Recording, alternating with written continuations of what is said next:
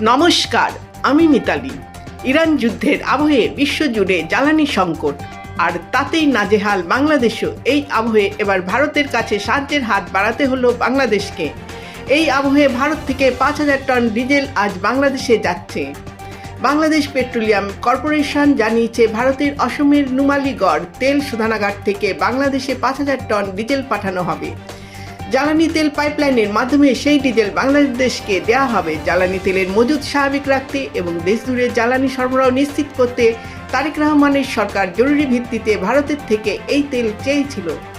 Report অনুযায়ী এই pipeline দিয়ে আগামী 4 মাসে অতিরিক্ত 50,000 টন ডিজেল আনার আনুষ্ঠানিক প্রস্তাব দিয়েছে বাংলাদেশ। গত 8ই মার্চ ভারতীয় হাইকমিশনার প্রণয় বর্মাকে আনুষ্ঠানিকভাবে এই অনুরোধ করেন বাংলাদেশের অর্থমন্ত্রী আমির খসরু মাহমুদ চৌধুরী। নমস্কার, ভিডিওতে একটি সাবস্ক্রাইব, লাইক ও কমেন্ট করুন।